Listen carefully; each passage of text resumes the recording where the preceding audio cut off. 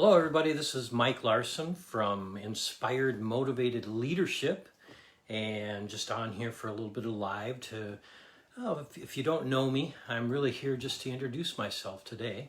And what we have created, I have three different businesses that we've created. One of them is Inspired Motivated Leadership, and it's about mentoring businesses and mentoring people personally. We've got MJ Design, which is also graphic design. We do branding and we do interior design, and we can do some marketing, some creative marketing with that. And then we also have Refined Joy, where we do health products and we do import-export business. But what I'd like to talk a little bit about today is Inspired Motivated Leadership. And where that really came from, the idea for Inspired Motivated Leadership, was a trip that I took through life, and it involved somebody special to me having some issues with health for many years, and the health would always get worse and worse, and it was and doctors would come up with remedies, with drugs to take care of it, and the drugs would never work. They just they would work for a little bit, and then it would go back to the same thing again. But it would, every time we'd go to a new doctor, and it would be the same thing. They'd give us some drugs, there'd be some side effects. Give them some more drugs, there'd be some more side effects. And every time they give more drugs was to take care of the side effects, and it never really got any place. So things went along like this for quite some time, went through 22 different doctors. And then we decided to go to Rochester, Mayo.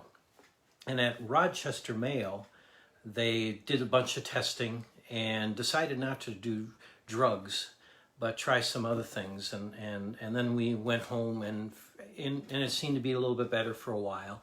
And then there started to be these seizures.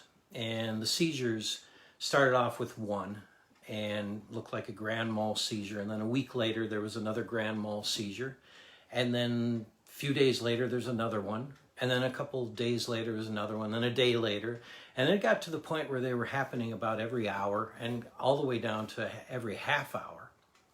And so we weren't sure what it was. So we called Rochester, Mayo, and Rochester, Mayo brought us down there and told us that she needed to stay for a whole week, and they needed to test her sleeping and all of her activities during that week.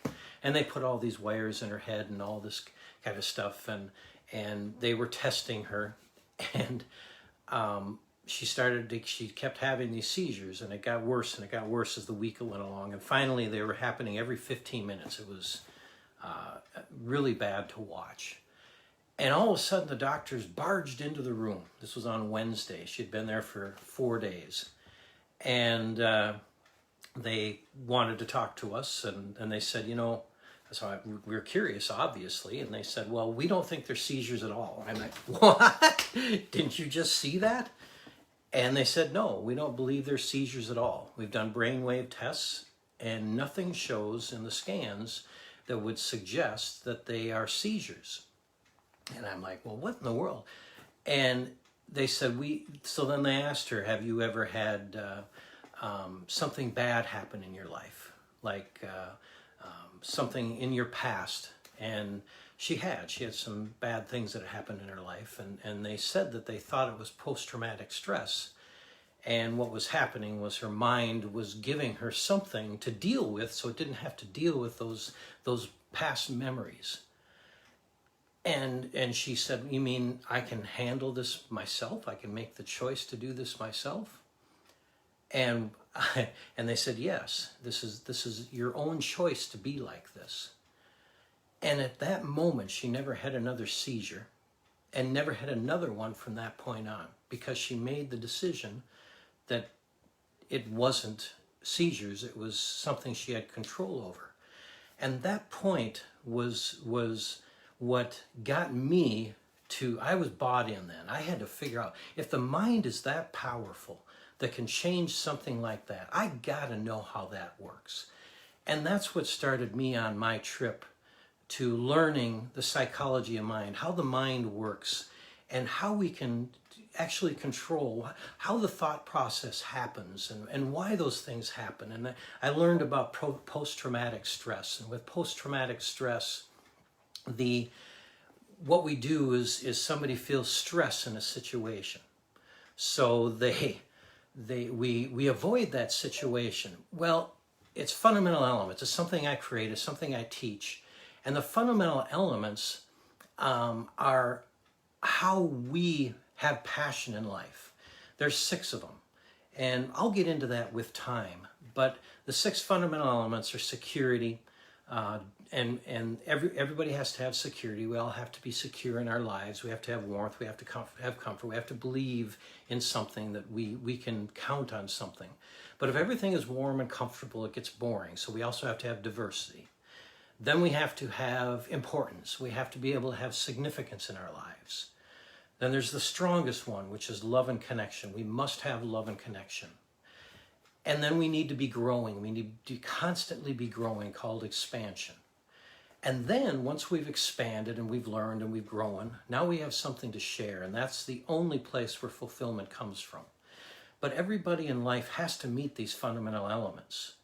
And some of them are more important to us than others. Some people, one is more important than the other. And then security for me is not the same as security for others. And I'm kind of going into a lot of information here in a hurry.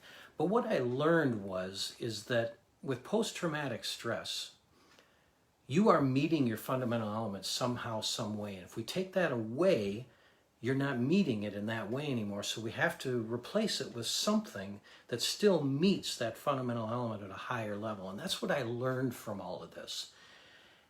And I was so bought into that's why I created a program we call Real Secret to Motivation. And I'm going to be introducing steps to this thing, things to the public. I really want to be able to bring this to the public to help people understand who they are so they can change their own life in somehow, some way. You know, we all learn as we go through life, and I don't look to change what you've already learned. I look to add to what maybe you've already learned. And at Inspired Motivated Leadership, what we believe in is everybody is totally resourced to do anything they want to do in life. Very few people really understand what their potential is. And that's my dream, is to be able to help people one at a time find out, first of all, what their potential is, and then help them achieve that potential. So I hope you guys can join me. I will be doing these daily with subjects. And if somebody has a subject they'd like me to cover, something in their business, something in their life, something they want me to cover, just send me a message on Facebook.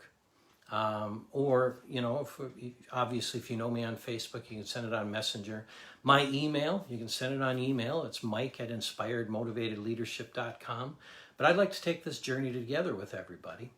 And I want to give my gift to the world, to everybody. And I want to learn as I go along from everybody else also. But I look forward to seeing you guys. We will be doing this daily. Live Facebook. You can also look for me on Instagram, and I'm going to have some information about some blogs that I do. So thank you for joining me. I hope this finds you well. What we're going to call these is a moment with Mike, and I hope you have a super fantastic evening, and we'll look forward to seeing you tomorrow. I will try to do these Central Time. I'm going to try to do these at 7 o'clock every evening Central Time. So have a super fantastic evening, and we will talk soon.